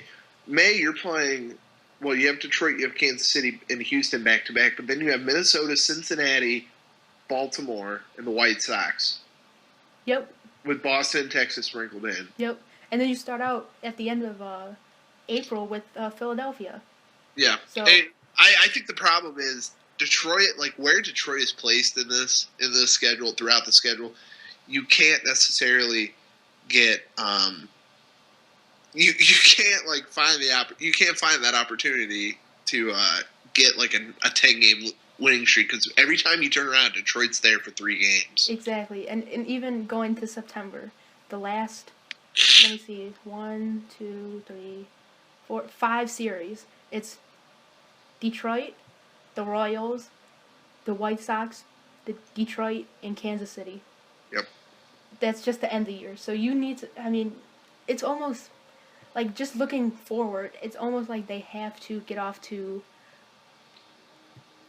more than even a 500 start, or going 500 and then plateauing, or not plateauing, but, you know, hitting your rise in May and June and July and August, and then even if you kind of go down a little bit, just for this team that at least have a chance to get into the wild card, like we were saying in our AL previews. Alright, so the X factor for the Indians, who do you got? Back of rotation on the pitching side, I think, you know, your 1, 2, 3 stars, they're pretty solidified. You know, I mean, injury is probably the only thing that could slow them down, or Carrasco's ineffectiveness. And then this goes back to my Mike Napoli points.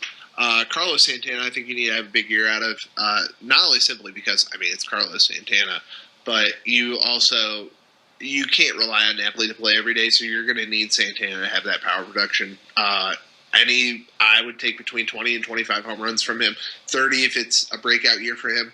But I think that's even a little bit high. I think 20, 25 home runs for Carlos Santana, I think that's something you're going to need to be able to keep pace.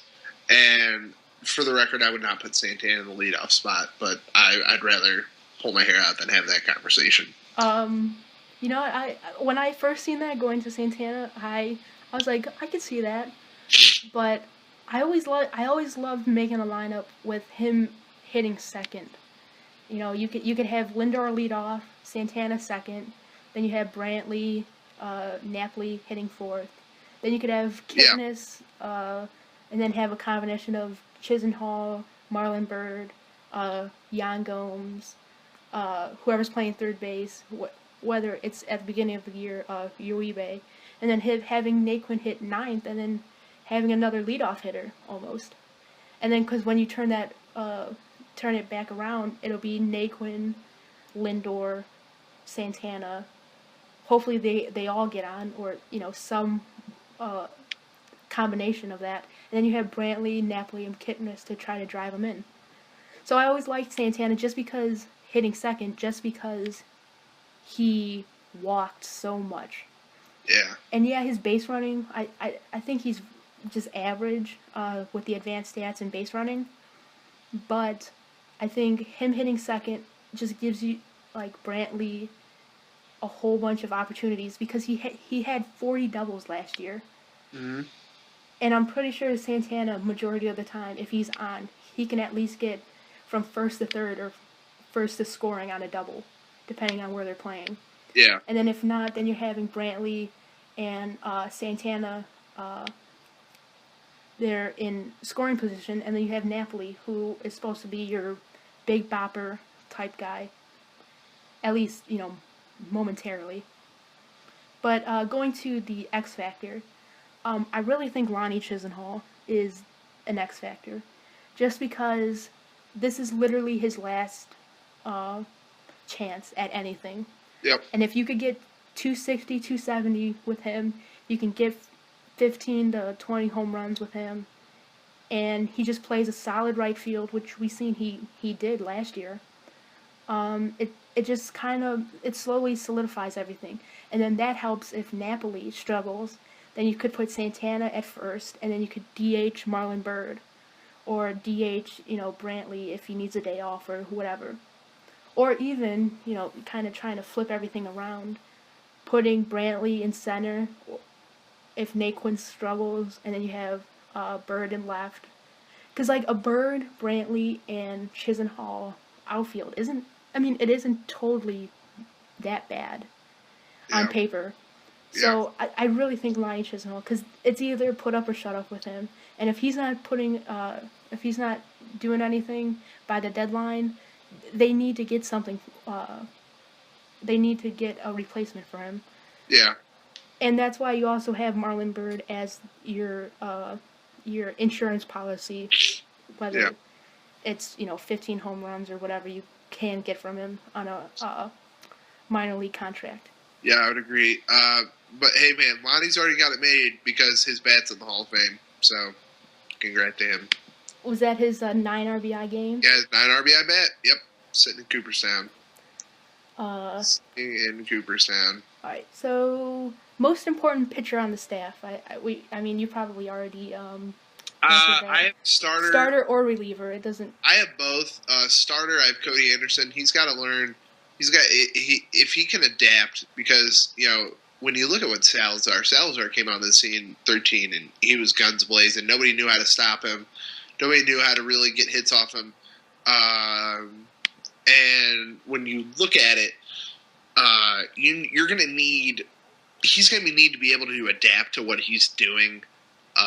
Simply because he's going to need to adapt, because if not, he's going to run into problems and they're going to figure him out. Kind of what happened to Salazar initially in 2014.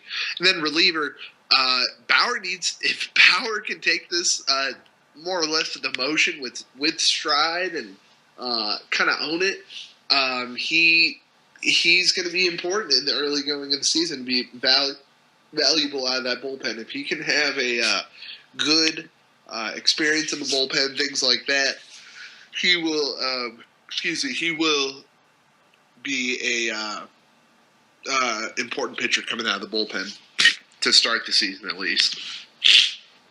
For me, I think starter-wise, I think it's Danny Salazar.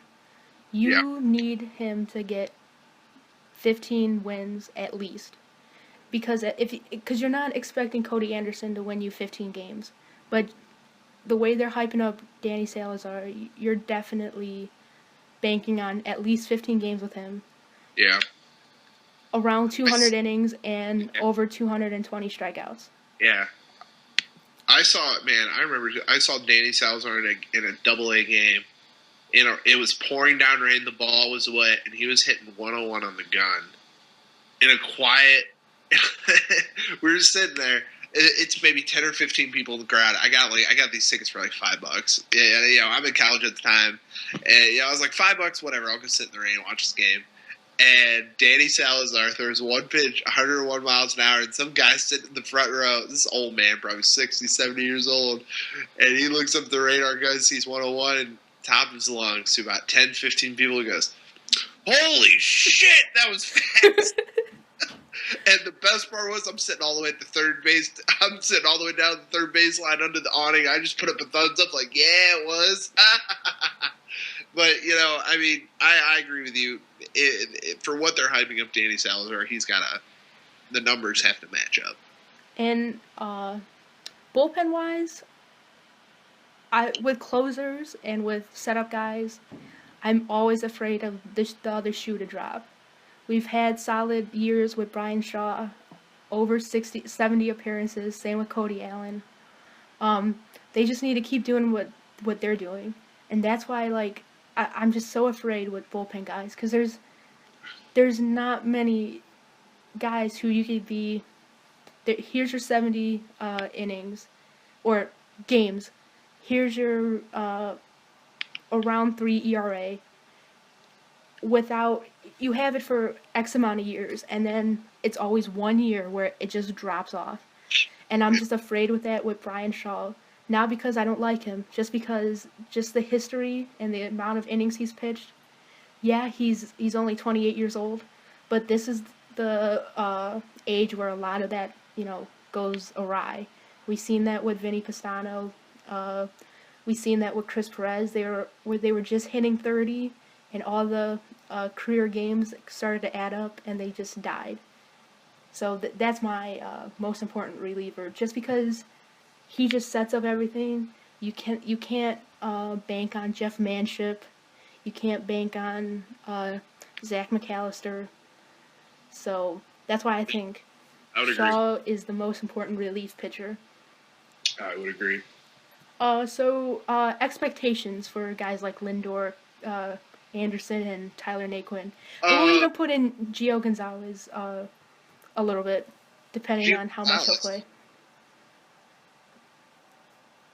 Who's Gio Gonzalez? Or Urshela, my God. I was like, wait, wait. Gio Gonzalez. What? Why are you here, Cody Anderson? Oh boy! All right, I wanted to make sure I wasn't going crazy for a second. With Lindor, I think I think the room's there to grow on a successful rookie season. He needs to not, he can't get in that sophomore slump. He can't overthink it. He's just got to go and keep doing what he's doing. I think if he does that, he can build off a great rookie season. Tyler Naquin's the great unknown because, I mean, let's be real. We've seen a lot of players in the past put up baller numbers in spring training and then just fall on their face. One of them of which I think is going to end up happening in the majors with a different player on our Indians team, Jose Ramirez. But Tyler Naquin, he's the great unknown. I think the biggest thing, he's just got to relax. Don't overthink it. Just go in.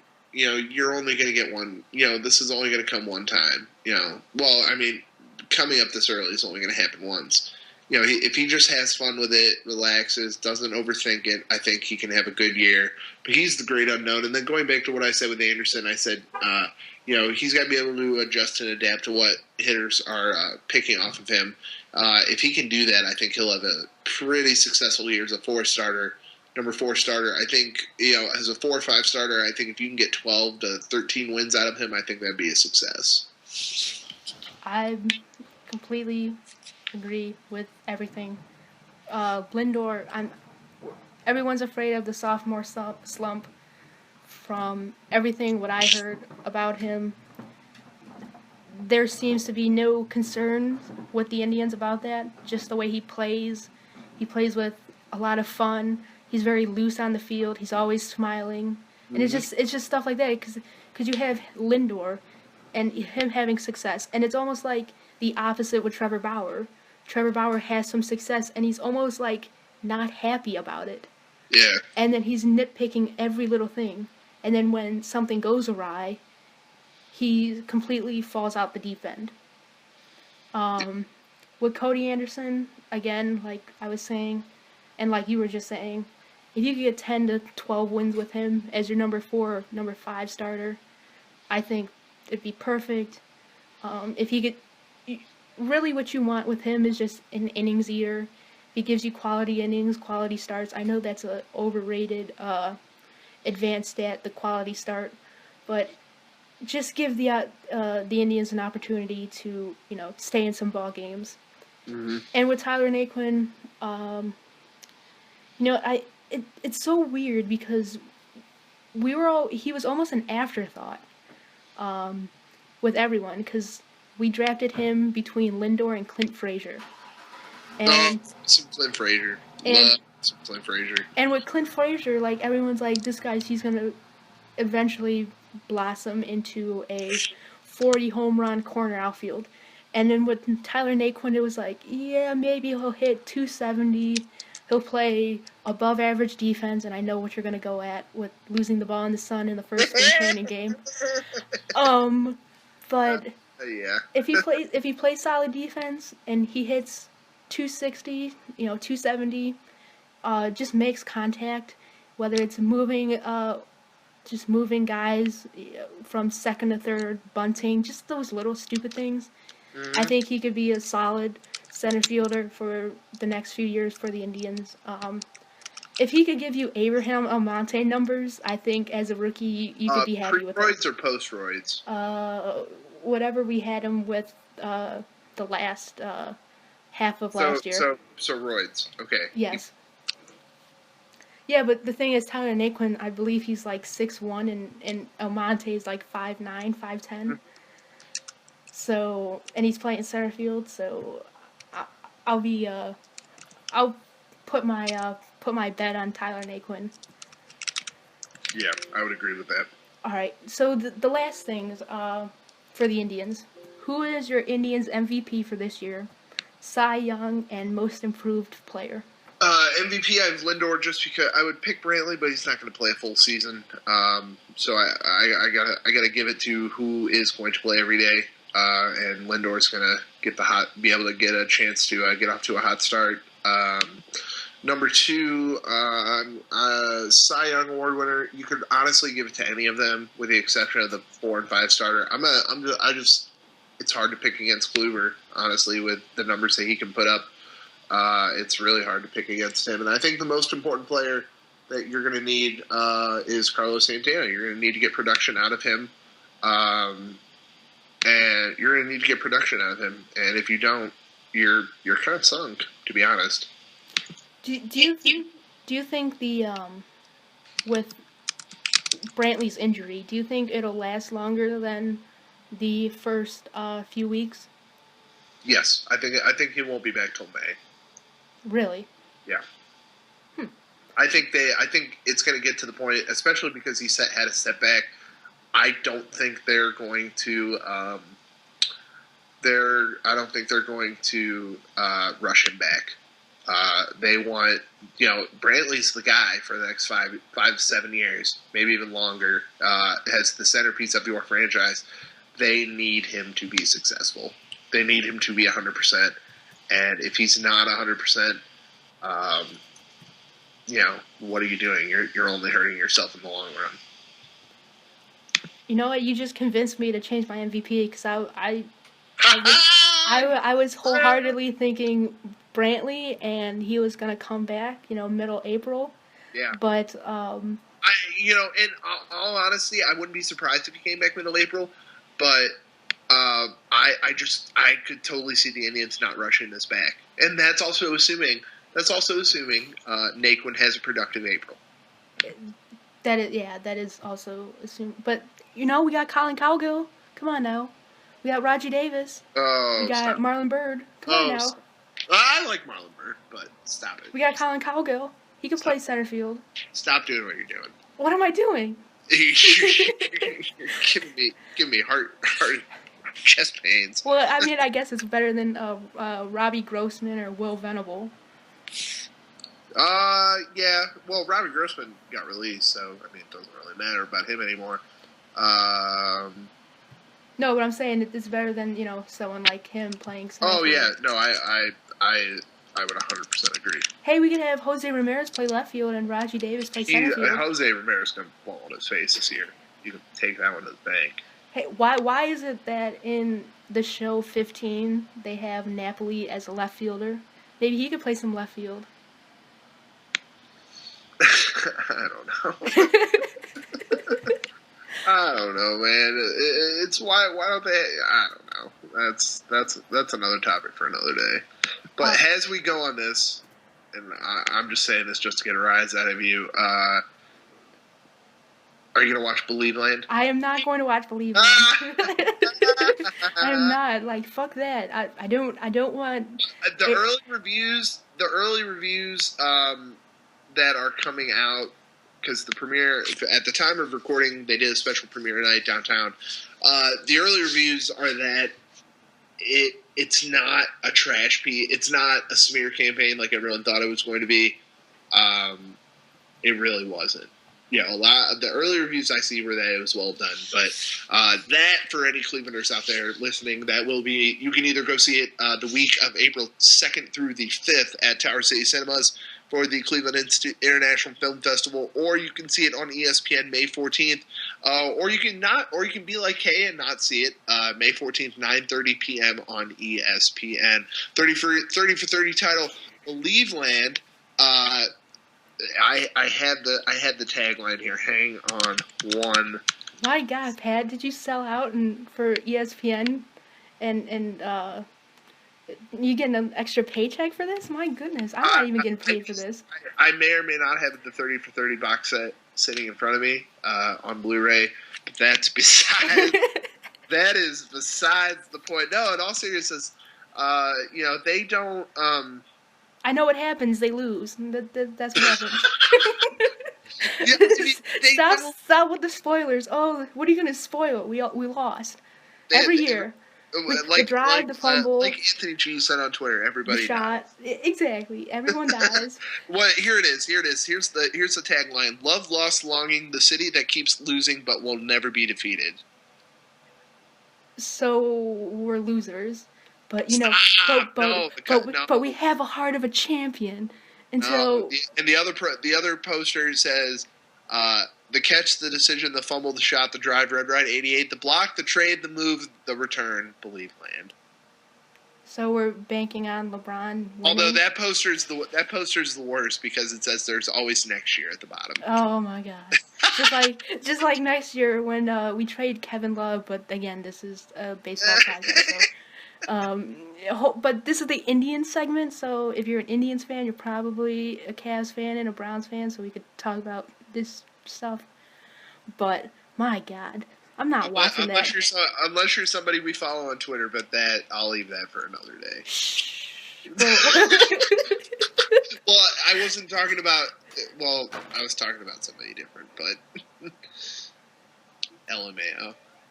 Well, on that note, thank you, Pat, for joining me.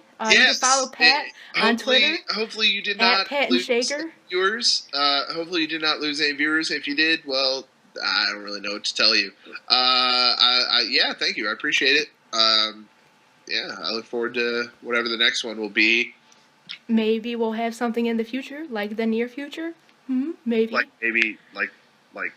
about a sport that people think is fake. It's not. It's still real to me. Damn it. Still real to me, man.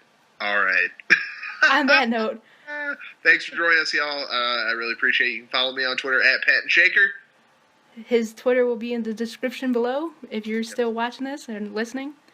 And we'll see you later. Thank you.